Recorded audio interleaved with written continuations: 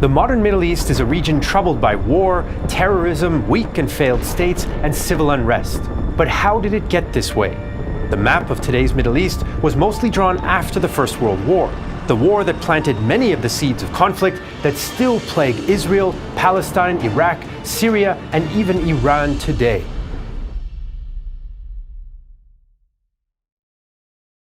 When the First World War began in 1914, the map of the Middle East looked much different than it does today.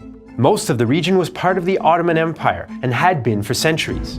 Britain controlled Egypt and some strategic points in the Gulf, and a weak Persian state was informally under the influence of Britain in the south and the Russian Empire in the north. After the war ended in 1918, the Ottoman Empire disappeared and a host of new states replaced it. States whose borders were decided in far-off capitals and whose people were caught up in the chaos and uncertainty of an unstable new order influenced by ideas like nationalism, self-determination, and Zionism. For some, the new order held out hope for a better future, but for others, only fear. Even before 1914, the Middle East was a vital strategic region. Germany built the Berlin to Baghdad railway to extend its influence, Russia wanted Constantinople and saw itself as the protector of the Ottoman Empire's Orthodox Christians, France felt the same way about Middle Eastern Catholics, and Britain was concerned about the safety of the Suez Canal route to British India. Ottoman fear of the Russians, British and French is part of the reason the empire joined Germany and the Central Powers when the First World War began. For the next 4 years, fighting raged in Anatolia, Mesopotamia, the Sinai, and Palestine, alongside widespread famine and the Armenian genocide. As the war dragged on, both the Central Powers and the Allies tried to undermine each other's empires. The Germans and Ottomans appealed to Muslims under French, British, and Russian rule, while the Allies appealed to minority Christians and Arab nationalists living under the Ottomans. The great powers also struck secret deals with each other to divide the spoils of war in case they won. All these deals had one thing in mind: winning the war as soon as possible and benefiting from that victory.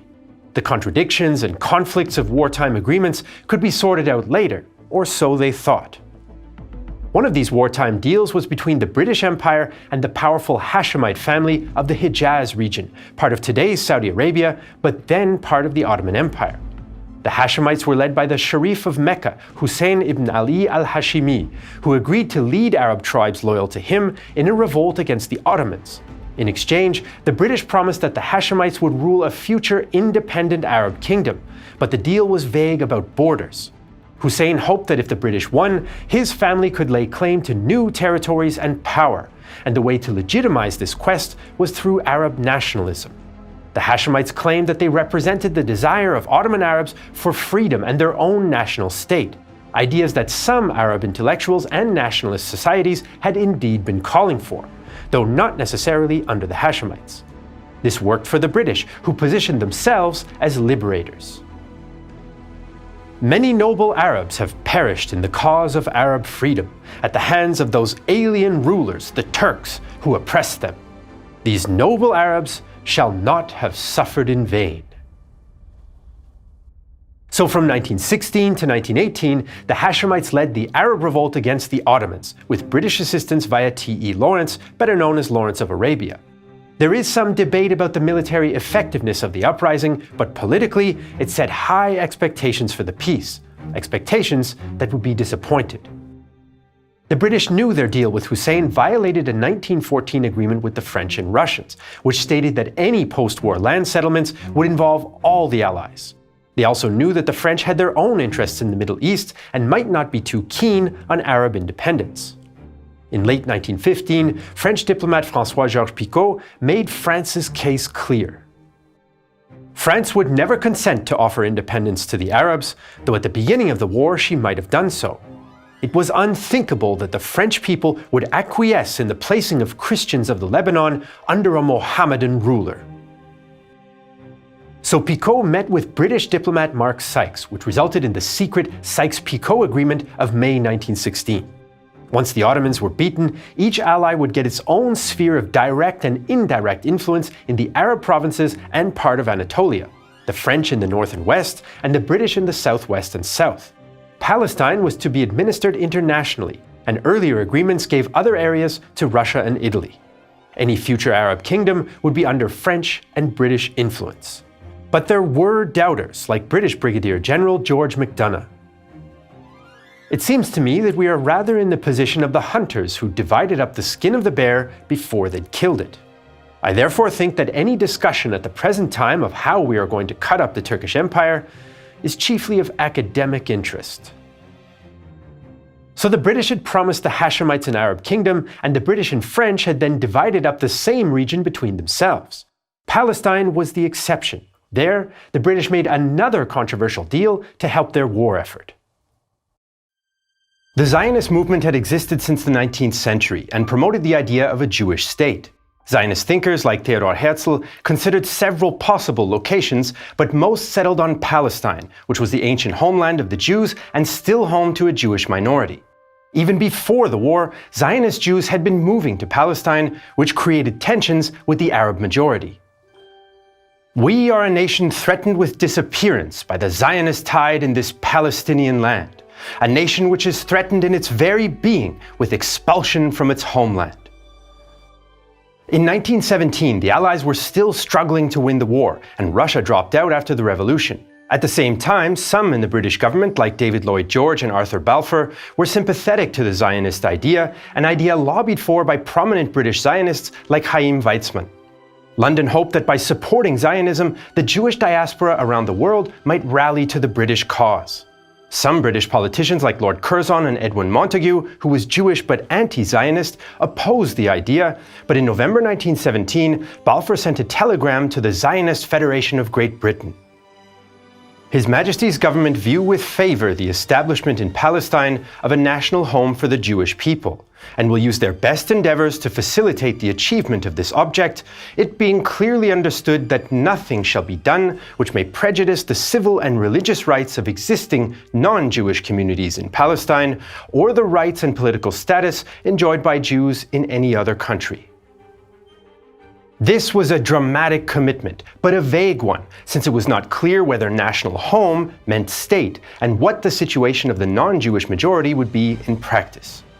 So in order to win the war, the British had made a deal with the Hashemites for Arab independence, the British and French had made a deal to divide most of the Middle East, and the British promised to support Zionism. As if this wasn't complicated enough, in 1917 the United States joined the war, and the tangle of contradictions began to unravel. In January 1918, President Woodrow Wilson unveiled his 14 points for peace. Wilson's points included the concept of self-determination, that each people who identified as a nation ought to determine their own future. This seemed simple in principle, but it didn't match with the reality of mixed populations and mixed identities on the ground. There were Arab nationalists, but most Middle Easterners were still not familiar with the relatively new concept of national identity. They usually identified more with their religion, tribe, extended family, or home region. Yes, some tribes joined the Hashemite revolt, but most did not question Ottoman rule and remained loyal to the existing system, whether they were enthusiastic about it or not. Those who did feel a drive for national self-determination, be they Arabs, Zionists, Kurds, or others, now felt that there would be a state for them after the war, high expectations that would be very hard to meet. After successful British offensives in Palestine and Mesopotamia, the war finally ended with an Allied victory in November 1918, and a strange interlude began. The armistice had stopped the fighting, but it would take time to sort out the post-war order. British and French troops occupied the Ottoman Arab provinces and parts of Anatolia, the Americans brought humanitarian aid to feed the starving, and the politicians discussed the fate of Europe and the Middle East at the Paris Peace Conference. Delegations of nationalists made the trip to Paris to argue their case, though most would return without any concrete promises. Lebanese Christian patriarch Elias Hoaik was an exception when he lobbied the French government to take a clear role in Lebanon. All my efforts will be aimed at obtaining, in accordance with the Lebanese national will, the complete independence of my country with the help of France. The resulting peace treaty signed at Versailles in June 1919 not only formally ended the war between the Allies and Germany, it also created the League of Nations, an international organization to maintain peace. The League would play a key role in the fate of the Middle East, especially since the British, French, and Americans now began to argue over how to implement the wartime agreements. The British felt that since they'd done most of the fighting against the Ottomans, they deserved a bigger share of the spoils. The Americans opposed the secret wartime diplomacy and insisted that the League should oversee the gradual independence of Middle Eastern peoples via so-called mandates. This meant that a developed state would be responsible for advice and assistance until the new states could function on their own, in theory. In practice, it wasn't quite clear how the mandate would work, including to the Hashemite would-be rulers of a new Arab kingdom. What does the word mandate mean? We do not exactly know. I only wish to say that the nations in whose name I speak intend to remain free to choose the power whose advice they will ask. Their right to decide their fate in the future has been recognized in principle. Very well. But a secret agreement to dispose of these nations has been prepared, about which we have not been consulted. I ask the Assembly whether this state of things ought to exist or not. While the heated discussions were going on at the League, the US Congress changed its mind, and even though the League was President Wilson's idea, the US refused to sign the peace treaty or join the League when it officially came into being in January 1920. For the British and French, this was an opportunity. At the San Remo Conference in spring 1920, they formalized the military reality on the ground. France became the mandatory power for Syria and Lebanon, while Britain did the same for Mesopotamia, Transjordan, and Palestine. This allowed them to indirectly rule while not officially taking these regions on as imperial possessions. In the words of historian Michael Provence, the populations of the mandated territories thus assumed all the responsibilities and none of the benefits of national sovereignty. One question the conference did not resolve were the borders. They would have to wait until a peace treaty could be signed with the Ottomans, who still ruled, but in name only. The League did say France and Britain had to consider the wishes of the population, but British and French administrators mostly ignored local petitions.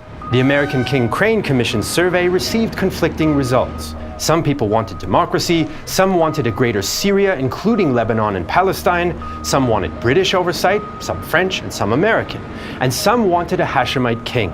A majority did not want the mandates at all, and 99% were opposed to Zionist settlement in Palestine.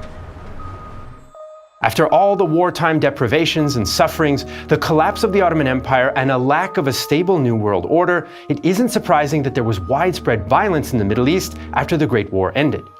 Egypt rose in a failed revolution against British rule in 1919, and there were clashes between religious and ethnic groups in Lebanon. There was a major war in Anatolia between the Turkish nationalist forces under Mustafa Kemal and allied, mostly Greek, troops, which resulted in the creation of the Turkish Republic and the formal dissolution of the Ottoman Empire.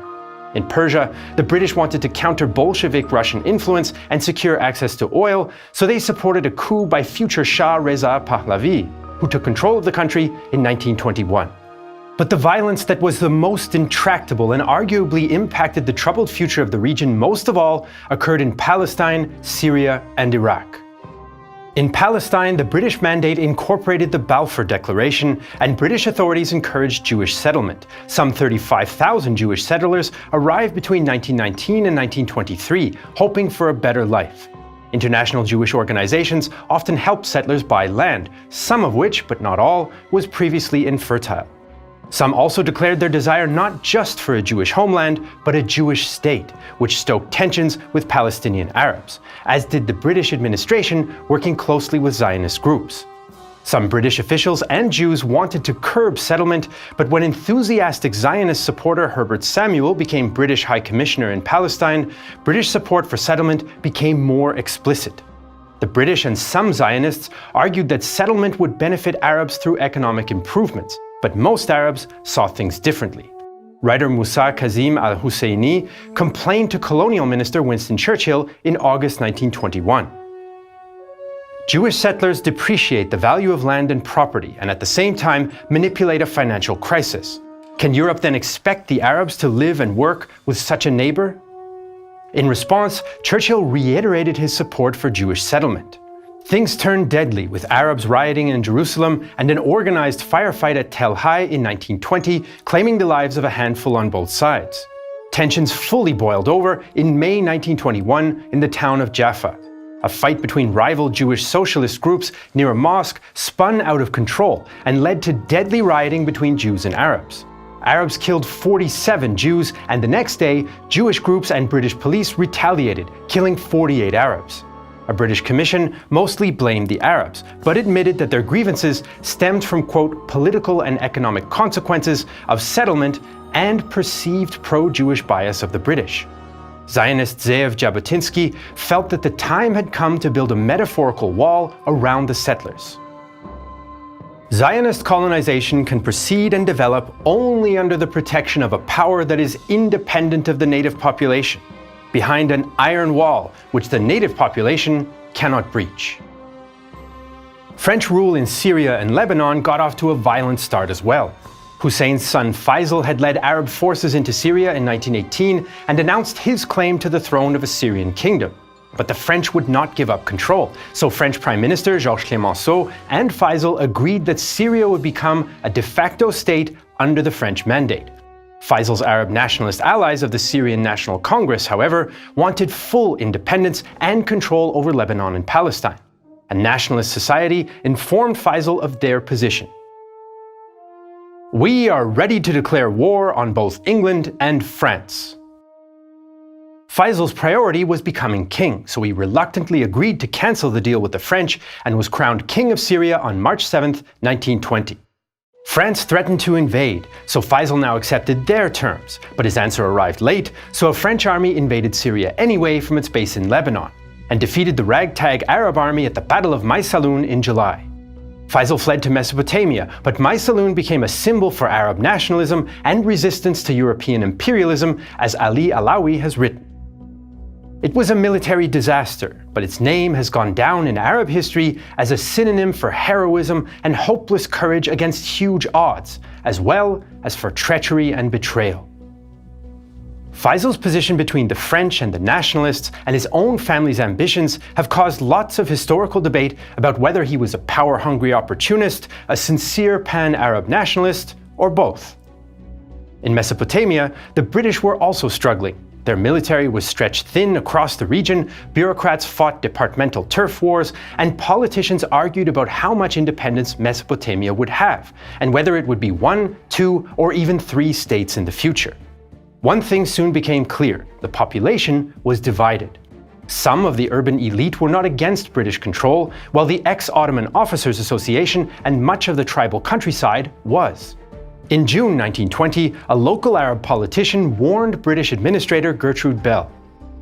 "You said in your declaration that you would set up a native government drawing its authority from the initiative and free choice of the people concerned. Yet you proceed to draw up a scheme without consulting anyone." That same month, the Iraqi Revolt, also known as the Iraqi Revolution, began. From a local tribe resisting British troops imprisoning one of their own, the unrest spread across the Middle Euphrates region. Tribal forces besieged several British garrisons, captured Najaf and Karbala, and defeated multiple British relief columns. It took the British until November and 450 dead to put down the revolt, and the settlement included a vague promise of an independent Arab kingdom that had yet to be defined. The fighting, though, caused some in Britain to question the mandate. How much longer are valuable lives to be sacrificed in the vain endeavor to impose upon the Arab population an elaborate and expensive administration which they never asked for and do not want? The British defeated the Iraqi tribes, but they didn't understand them. Bureaucrats wrote reports that blamed the revolt on a conspiracy between Turkey and Faisal, a conspiracy between the Germans and the Turks, and possibly the Bolsheviks too, the machinations of the American Standard Oil Company, Pan-Islam, or the Jews. Tribal leader Sayyid Muhsin Abu Tabih was more pragmatic. The British hastened the revolt's timing by their ignorance about the proud personality of the Iraqi and the numerous political mistakes that they committed across the country. There is a historical debate about the Iraqi revolt or revolution as well. Some see it as a rebellion of different groups who were upset at British rule because it was foreign and heavy-handed. Others emphasize the role of former Ottoman officers who supported Faisal as future king. Still others consider it a national revolution that laid the foundation for a modern Iraqi identity and eventual independence. The shape of the modern Middle East became more clear by 1921, even though formal peace only came in 1923. At the Cairo conference, the powers agreed that Faisal would rule over the Kingdom of Iraq, his brother Abdullah would become king of Transjordan, and Britain would continue to support the Zionist project in Palestine. Though Britain would still have significant influence, the new kingdoms enjoyed more autonomy than the British had intended, thanks to the Iraqi revolt. Independence, though, would have to wait. The French soon divided Syria and Lebanon into 5 separate states, which they would rule for years to come. They also decided to create Greater Lebanon by attaching several Muslim districts to mostly Christian Mount Lebanon, creating an unfamiliar and volatile mix. And so the First World War had swept away the centuries of Ottoman rule and created a new Middle East. It was a region of fragile new states, supposedly on their way to independence thanks to the League of Nations, but in fact under British and French imperial control. There was violence between religious and ethnic communities, and there was violence against foreign domination. And in Palestine, there was the uncertainty of the Zionist project. Would it result in the creation of a Jewish state, or would it result in perpetual tensions in Palestine? Or perhaps both.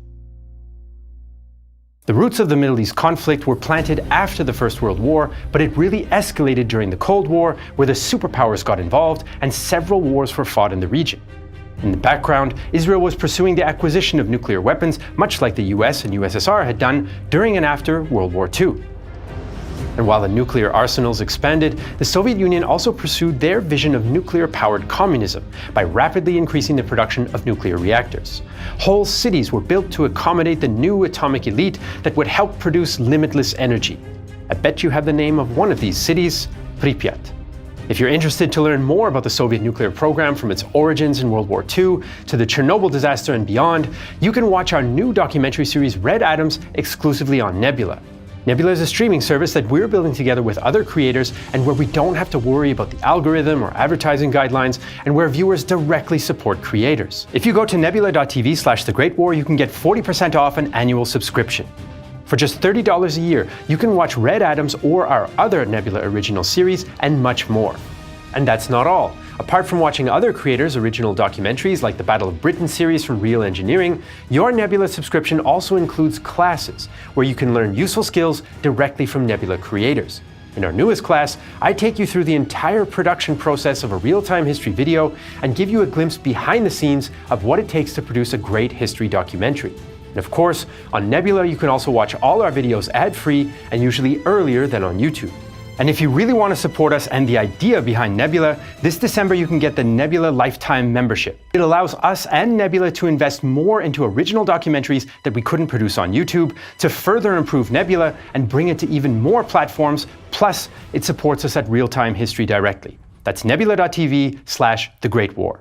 As usual, you can find all the sources for this episode in the video description. If you're watching this video on Patreon or Nebula, thank you so much for your support. I'm Jesse Alexander, and this is a production of Real-Time History, the only history channel that knows that it all goes back to the First World War.